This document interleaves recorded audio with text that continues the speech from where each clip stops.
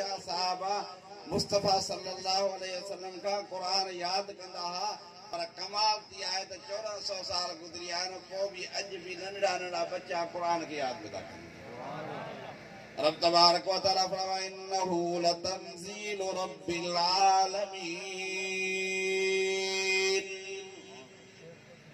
अल्लाह तबारक व तआला फरमाए तो ही कुरान मोहम्मद मुस्तफा जे मथा नाज़िल थियो आहे। एॾे मोरे ख्याल कयो साईं जन ईंदा इंशाअल्लाह खिताब कंदा ता ज़ियारत कजो फिर हाली कुछ मारूदात मुंहिंजा ॿुधी वठो। रब तबारक व तआला फरमाए इन्नहु लतंजीलु रब्बिल आलमीन।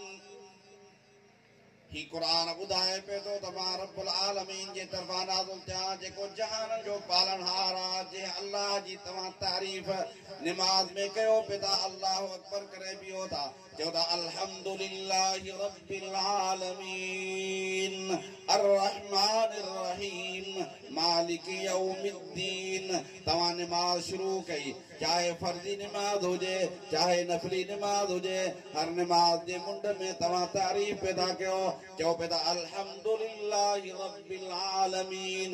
जे अल्लाह जी तव्हां तारीफ़ कयो था उन अल्लाह हिन क़ुरान खे नाज़िल कयो आहे पर नज़ल बिहि रूहुल अमीन।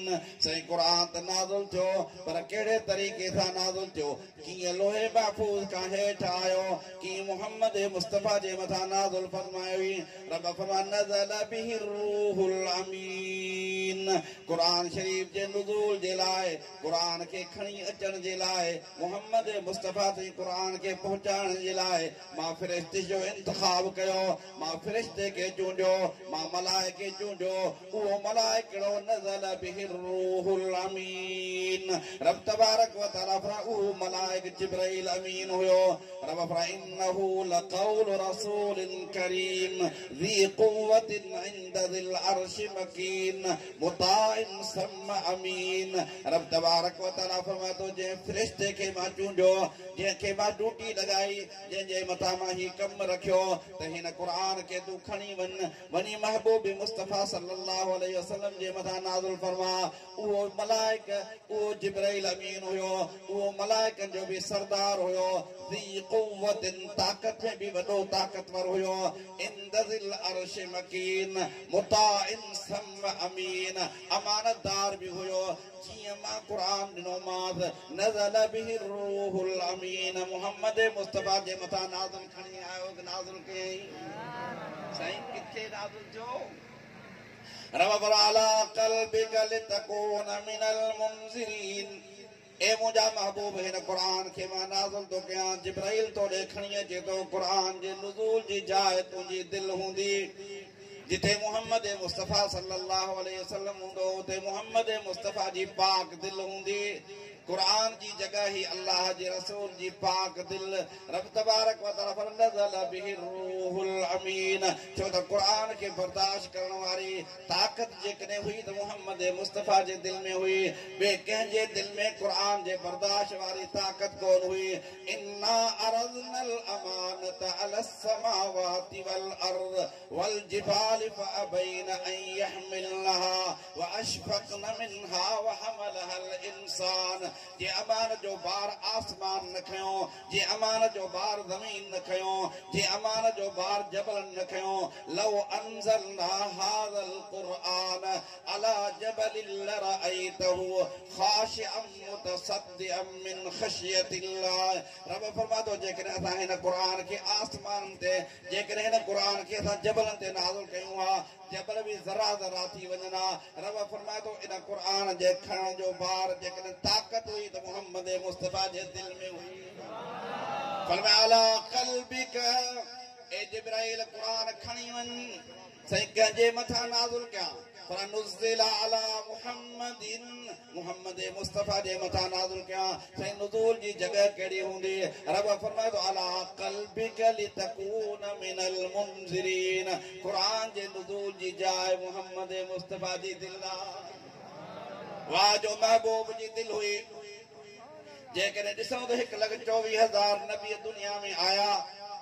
रब तबारक व तआला वटि क़ुरान त लोहे महफूज़ में मौजूद हुयो फरमायो मोहम्मद मुस्तफा सल्लल्लाहु अलैहि वसल्लम इन्नल्लाह क़रअ ताहा व यासीन ही जेको कुरान अज तमा जे अखिन जे आडो ही कुरान जेको तमा जे जलसे में पढ़ियो तो वने ही कुरान जेको तमा जे मदरसे में तमा जे बच्चन याद कियो अल्लाह जे रसूल फरमायो इन कुरान जी तिलावत अल्लाह जी ज़ात पाण कई क़रअ ताहा व यासीन अल्लाह जी ज़ात तिलावत थी करे सूरत ताहा यासीन जी तिलावत थी करे ॿुधण वारा मलाइक हुया अञा आसमान भी पैदा न थियो हो अञा ज़मीन भी पैदा न थी ही अञा इंसान भी पैदा न थिया हा अल्लाह जी ज़ात कुरान जी तिलावत कई ॿुधो मलाइक ॿुधंदा था वञनि चवनि था उन्हनि दिलनि खे मुबारक हुजे जंहिं दिलनि में जो कुरान जाए वठंदो उन्हनि ज़ुबानुनि खे भी मुबारक हुजे जेके ज़ुबानूं हिननि कुरान खे पढ़ंदियूं अल्लाह वटि कुरान मौजूद हुयो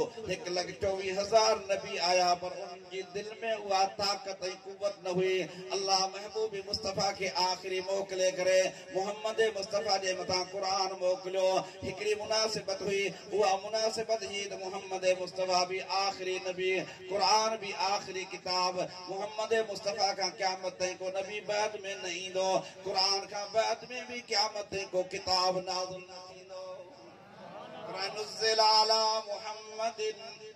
मुहम्मद मुस्तफा जे मथा नाज़िल थियो अला क़ल्बिक ए महबूब तुझे दिल जे मथा कुरान नाज़िल था कयूं ए मुझा महबूब है जको कुरान तुझे मथा नाज़िल थियो आहे ही वडी की हैसियत रखे तो रब तबारक व तआला इज़ सरफना इलैक नफरम मिनल जिन्न यस्तमिऊनल कुरान फलम्मा हज़रूहु क़ालू अनसितू रब फरमाते मुझा महबूब कुल ऊहिया इलैया अन्नहु इस्तमअ नफरुम मिनल जिन्न तू मानो के बुधाए त मुझे मथा ही वही नाज़िल थियो आ त हिन कुरान के जिन्नन भी बुधो जिन्न कुरान के बुधंदा था वञन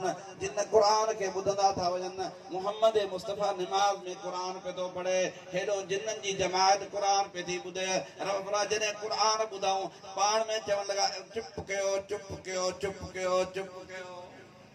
कुरान के जिन्नन भी बुधो आ मां अर्ज कया असा मुसलमान कुरान बुधण का अॾ छा जे करे ठहूंदा मुझा अज़ीज़ो दोस्तों कुरान असा जे मोहम्मद मुस्तफा असा जे नबी जे मथा नाज़िल थियो आ अज जेकरे असा कुरान बुधूं था या मोहम्मद मुस्तफा सा इश्क जी निशानी आ त वाह जो महबूब जा आशिकिन 1400 साल पहिरीं कुरान जेको उन्हनि जे नबीअ ते नाज़िल थियो अॼु उहो कुरान पढ़नि पिया था ॿुधनि पिया था उन जे मथां अमल पिया था कनि इहा इश्क जी निशानी अथव रब तबारक व तआला फरमाए सरफना इलैक नफरम मिनल जिन्न यस्तमिऊनल कुरान ए मुझा महबूब जने जिन्नन जी जमात आई कुरान के ॿुधनि पिया फलम्मा हज़रूहु क़ालू अनसितू रब तबारक व तआला फरमाए ही कुरान उहो किताब आ उहो कुरान जेके जिन्नन ॿुधो चवण लगा अनसितू माठ कयो रब तबारक व तआला ॿुधंदा था वञनि ईमान भी आणींदा था वञनि ऐं पंहिंजी क़ौम ॾे मोटंदा कंदा या क़ौमना ए असांजी क़ौम असां कुरान ॿुधो जेको कुरान हिदायत जा रस्ता थो ॾसे कुरान तव्हां असांखे हिदायत करण आयो आहे मोहम्मद मुस्तफा सल्लल्लाहु अलैहि वसल्लम जो शान ॿुधाइण आयो आहे तव्हां खे ॿुधाइण आयो आहे त तव्हां जे नबीअ जी शरीयत हिन में लिखियल आहे असांखे कुरान ॿुधाए थो त जे नबीअ जे मथां तव्हां कलमो पढ़ियो आहे उन जी शरीयत किथे ॻोल्हींदो हिन कुरान में लॻंदी हाणे जेके मोहम्मद मुस्तफा सल्लल्लाहु अलैहि वसल्लम जा उम्मती आहिनि उहे हिन कुरान खे पढ़ंदा उहे कुरान खे ॿुधंदा उहे कुरान खे पंहिंजे सीने सां लाहींदा ऐं उहे कुरान जे मथां अमल कंदा ही पहिरों जलसो आहे बस असां इहा गुज़ारिश खणी आया आहियूं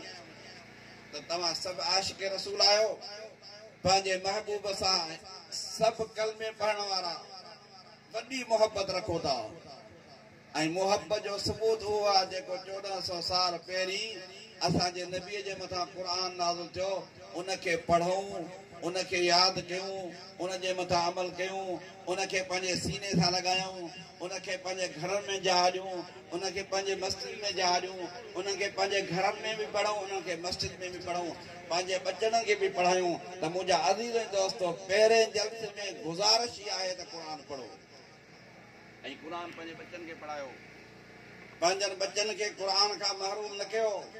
सही तजवीद सां, सुठे नमूने सां जेके उस्ताद क़ुर पढ़ाइनि पंहिंजनि बच्चनि खे उन्हनि वटि छॾियो।